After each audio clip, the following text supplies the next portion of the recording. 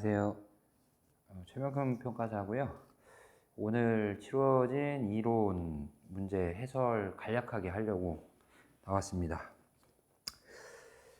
형식적인 측면에서는 계속 이어지는 그 추세와 같이 4-3-2-1 해가지고 4문제 출제가 됐고요. 전체적으로 봤을 때 1번 문제 같은 경우는 굉장히 기본적인 내용을 묻고 있고, 문제 2번 같은 경우는 이제 사례형으로 구성되어 있는데 약간 이제 좀 의도가 맞는지는 모르겠는데 조금 쟁점 자체가 하나 해석하기가 좀 까다로운 부분이 있었다라고 생각이 들고요.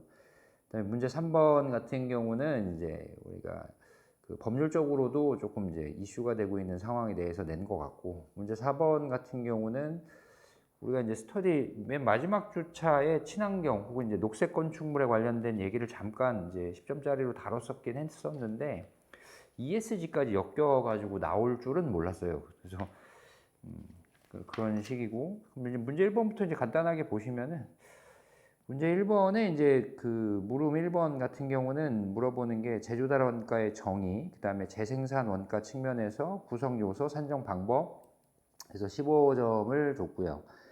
이거는 보통 우리가 스터디 하면서 0기나 1기 정도에서 다루는 문제이기 때문에 15점 배점이라는 것만 잘 맞춰가지고 구체적인 내용만 목차로 분석해서 쓰시면 전혀 무리가 없을 것 같고요.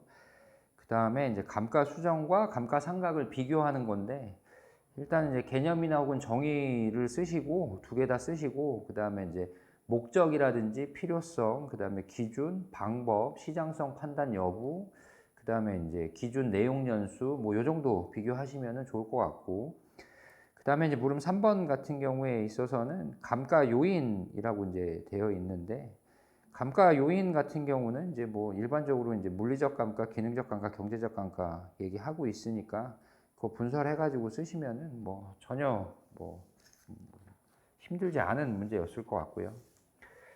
그 다음에 이제 문제 2번 같은 경우는 이제 대상 물건 자체가 지금 법상 유형은 토지 건물로 되어 있는데 쓰고 있는 형식 자체가 집합 건물처럼 쓰고 있단 말이에요. 그래서 물음 1번에서 이제 뭐라고 되어 있냐면, 물음 1번은 개별 평가로 결정한 이유라고 되어 있고, 그 다음에 물음 2번은 일괄 평가라고 되어 있고, 그 다음에 물음 3번 같은 경우는 이제 제시한 전제가 뭐냐면 개별 평가와 일괄 평가의 관점에서 부합하는 평가 방법이라고 되어 있기 때문에, 이거는 이제 문제의 취지 자체가 개별 평가했을 때 부합하는 평가 방법과 일괄 평가했을 때 부합하는 평가 방법을 다 적어달라라는 취지로 보입니다. 왜냐면 가장 적정한 평가 방법을 제시하시오라든지 아니면 어떤 평가 방법이 타당한지 여부를 논하시오라고 문제가 나온 게 아니고, 전제 자체가 개별 평가와 일괄 평가의 관점 두 개 다를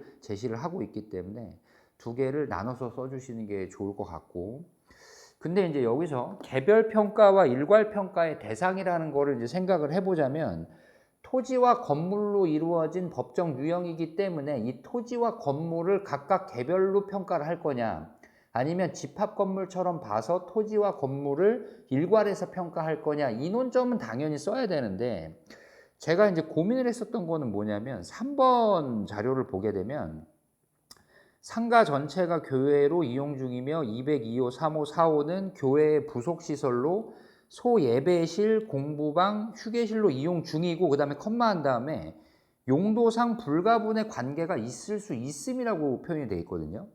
이게 지금 토지와 건물의 용도상 불가분의 관계를 얘기를 하는 게 아니라 202호와 203호와 204호의 용도상 불가분의 관계를 얘기하는 걸로 물리적으로 봤을 때 해석이 된단 말이에요.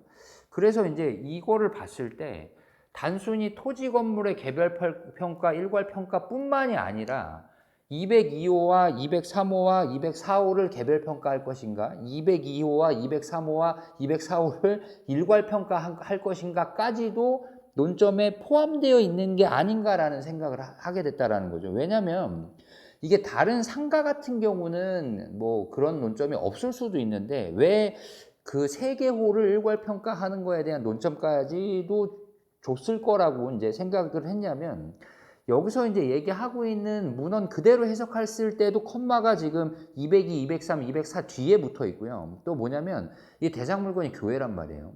그러니까 교회 같은 경우는 상가에 들어가 있어. 예를 들어서 집합 건물 상가에 들어가 있다고 하더라도 개별 홀을 터가지고 예배당이나 이런 식으로 쓰는 특수한 경우가 왕왕 있거든요. 교회 같은 경우는. 그래서 이 출제위원이 제시한 논점 자체가 이 세계 호에 대한 일괄 평가도 물어본 게 아닌가라는 생각이 들어서 일단은 다 나눠서 썼고요. 근데 그 문제 분석에도 제가 이제 적시를 해놨지만은 만약에 현장에서 직접 이제 제가 시간을 가지고 충분히 고민하고 생각을 해서 쓴 게 아니라 현장에서 직접 시험 본 현장에서 이걸 마주했다면은 이 세계호에 대한 개별평가와 일괄평가 논점까지 그 제한된 시간 내에 담기는 굉장히 어려웠을 것 같습니다. 그리고 솔직히 얘기하면 못했을 것 같아요. 이런 생각이 든다고 하더라도 무시하고 그냥 토지 건물에 대한 개별과 일괄만 쓰지 않았을까라는 생각이 들어서 예시답안 같은 경우는 지금 이제 제가 서술을 어떻게 해놨냐면은 개별평가로 결정한 이유에서도 두 개로 나눴어요. 일단 토지와 건물의 개별평가와 202호 내지 204호의 개별평가 이렇게 나눴고 그 다음에 이제 일괄평가로 결정한 이유에서도 토지와 건물의 일괄평가와 202호 내지 204호의 일괄평가 이렇게 나눠서 접근을 했거든요. 그래서 이건 이제 참고적으로 좀 이제 이 논점까지 진짜로 요구를 한 거라면 여기까지 써야 되겠지만은 실제로 이렇게 요구했다고 하더라도 이 목차를 이렇게 나눠서 쓰기는 생각보다 쉽지 않을 것 같다. 그래서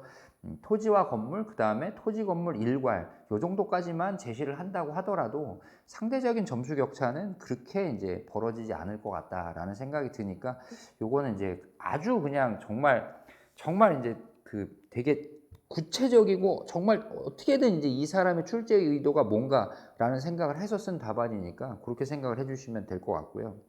그리고 이제 뭐 구체적인 내용으로 들어가면은 개별 평가할 거냐 일괄 평가할 거냐 이유는 자료에서 제시된 내용들이 워낙 많습니다. 일단 개별 평가 같은 경우는 일단 얘가 법정 유형의 개별 평가고 이게 이제 건물이 구분호로 등기가 돼 있다고 하더라도 결국은 집합 건물로 보고 평가를 하려고 하면 기준 면적은 이제 전유 면적이 있어야 되고 그에 부합하는 또 공유 면적들이 있어야 되거든요. 왜냐면 우리가 일반적으로 땡겨갖고 다른 사례들을 땡겨갖고 평가를 할 거면은 전유 면적 기준으로 단가를 갖고 올 테니까 그러다 보면 전유 면적과 공유 면적을 구분해서 나누는 그 작업부터 선행이 돼야 된단 말이에요. 왜냐면 이건 지금 집소법이 있기 전에 등기가 이루어졌기 때문에 토지는 토지대로 건물은 건물대로 등기가 났을 거란 말이에요. 그럼 등기 같은 경우는 그냥 연면적만 제시가 돼 있을 거라고 층별 면적이나 이런 것들이나 호수 면적만 그럼 그 안에서 전유가 얼마고 공유가 얼마인지를 먼저 이제 구분하는 작업이 있어야 되기 때문에 그래서 이제 목차를 써놓은 걸 보면은 대상 물건의 법정 유형과 기준 면적 확정의 어려움 이런 얘기들을 했었고요. 그다음에 일괄 평가 같은 경우는 여기서 이미 뭐 구조상 이용상 독립성이라는 표현도 하고 있고 그다음에 이제 4번 같은 경우 보시면은 본건의 거래 사례가 5년 전, 3년 전, 1년 전에 개별으로 다 있는데 이때도 이제 여기 이제 뉘앙스가 어떻냐면 건물과 함께 토지 역시 일정 지분이 동시에 소유권 이전 등기가 됐다라고 얘기를 하는 것 자체가 주려고 하는 이제 그 자료의 뉘앙스 같은 경우는 일체 거래 관행도 있다 이런 걸 보여주고 싶은 거고 그다음에 구조상 이용상 독립성이라는 표현도 하고 있기 때문에 일괄평가도 이런 측면에서 일괄평가하는 게 맞다 이런 얘기를 쓸 수 있는 거고 그리고 개별평가의 관점에 들어가면은 결국은 토지와 건물을 각각을 평가하게 될 거고 그다음에 일괄평가를 들어가게 되면 인근에 이제 유사한 집합 건물의 사례를 통한 일괄 거래 사례 비교법을 쓰거나 아니면 수익을 기준한 일괄 수익 환원법을 쓰게 될 거다. 뭐 이 정도 내용으로 정리하시면 될 것 같고. 문제 3번 같은 경우는 이제 탁상 자문에 관련된 얘기인데 이거를 이제 그 보실 때 조금 이제 어떤 관점으로 보시는 게 가장 좋냐면 물음 1번에서는 당연히 개념을 물어봤고 그 다음에 물어본 거에 주목을 할 필요가 있는데 방식이라는 걸 물어봤어요. 그러니까 탁상 자문의 방식이 뭐가 있냐라는 거지. 탁상 자문의 방식은 크게 문서 탁상 자문이 있고 구두 탁상 자문이 있어요. 근데 이게 이제 왜 문제가 되는 거냐면 지금 현재 시점에 있어서는 우리가 문서 탁상 자문을 하는 거는 금지되어 있습니다. 왜냐하면 문서 탁상 자문은 감정 평가로 볼 여지가 높기 때문에 우리가 우리가 이제 소송도 해갖고 문서 탁상 자문은 금지한다 이런 것도 했었고 지금 이제 고법까지 올라가가지고 이겨 있는 상황이기 때문에 그러면 이제 왜 이거에 주목을 해야 되냐면 물음 2에 가면 탁상 자문과 감정 평가의 차이를 설명하라고 되어 있잖아요. 이거를 물음 1에서 방식을 물어봤다라는 취지라면 물음 2에서 문서 탁상 자문과 정식 감정 평가의 차이, 그다음에 구두 탁상 자문과 정식 감정 평가의 차이, 이렇게 구분해서 써주시는 게 출제 의도에 상당히 부합한다고 보여집니다. 왜냐면 물음 1번에서 방식을 따로 물어보고 있으니까. 만약에 이거를 그렇게 나눠서 쓰게 되면 문서 탁상 자문 같은 경우는 감정 평가와의 차이가 거의 없어지게 됩니다. 그러니까 절차상의 차이는 조금 있을 수는 있는데 효력이나 손해배상 책임이라든지 이런 것들은, 그다음에 신의 성실 의무라든지 이런 것들은 다 지게 돼 있기 때문에.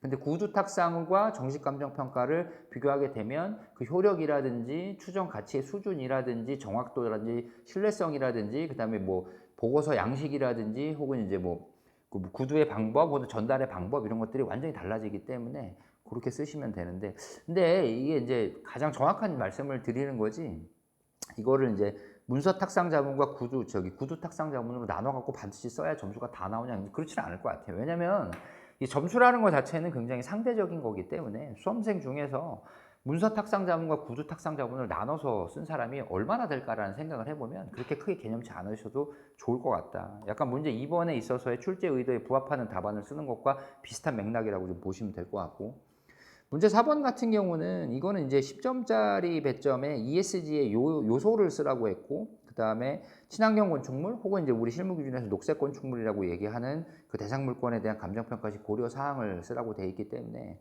ESG 같은 경우는 크게 꼼꼼하게 준비를 하신 분들 거의 없을 거란 말이에요. 그러니까 ESG의 구성 요소는 짧게 이제 그 줄글 처리하고 넘어가시고, 그 다음에 이제 친환경 인증 건축물에 대한 감정평가시 고려 사항을 좀 이제 목차로 분설해가지고 배점을 많이 확보하는 식으로 가면 이것도 그렇게 점수에서 밀릴 가능성은 그렇게 크게 보여지진 않습니다.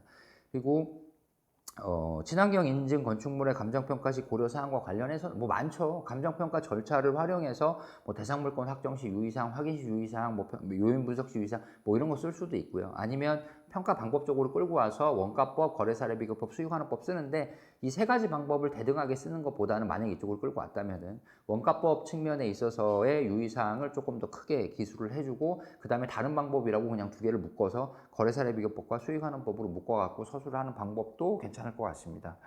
전체적으로 봤을 때 이게 문제 2번하고 3번하고 4번은 오히려 점수 차이가 그렇게 크게 날 가능성이 높지는 않다고 보입니다. 왜냐면 문제 2번하고 3번하고 4번을 완벽히 출제 의도에 부합하는 정확한 답안을 구사하기가 굉장히 힘든 문제였기 때문에 오히려 역설적으로 봤을 때 문제 1번을 100점을 못 맞췄다거나 아니면 너무나도 이제 기본적인 문제 논점이 나왔기 때문에 문제 1번을 100점을 못 맞췄다거나 아니면은 그 문제에서 제시하고 있는 논제를 목차로 바로 올려가지고 보여주지 못했거나 이런 경우에 있어서는 오히려 문제 1번에서 크게 점수 차이가 날 가능성이 있다라는 생각이 좀 들고요. 예. 전체적으로 문제 리뷰는 뭐 이 정도 하면 될 것 같고, 뭐 그동안 고생 많으셨고 어차피 시험은 이제 지나간 거기 때문에 너무 이제 개념치 마시고 좀 그 결과 나올 때까지 뭐 제시나 뭐 세 번째 시험을 봤는데도 불구하고 뭐 다른 과목 혹은 이론 때문에 이제 너무 크게 좀 합격할 가능성이 본인이 생각하기에 없다라는 생각이 드실 수도 있어요. 근데 그래도 당장 뭐 내일부터 뭐 어떻게 할 뭐 이런 생각을 좀 하지 마시고 좀 충분한 기간 쉬신 다음에 뭐 상담을 받고 해서 남은 기간 동안 뭐 그 발표가 나기 전까지 어떤 거를 해봐야 되냐 이런 상담을 받고 조금 움직이시는 거를 조금 추천을 드리고, 그게 아니라 이제 뭐 나 할 수 있는 만큼 다 했다. 어차피 뭐 그 결과 나올 때까지 내가 할 수 있는 것도 없을 것 같다라는 생각이 드시는 분들은 너무 개념치 마시고 그냥 요거는 이제 시험 봤으니까 강사들은 이런 식으로 풀어갖고 뭐 예시 답안을 제시하는구나 그 정도로만 보시고 그냥 편하게 푹 쉬시는 게 가장 좋을 것 같습니다. 네, 여기까지 하겠습니다. 고생하셨습니다.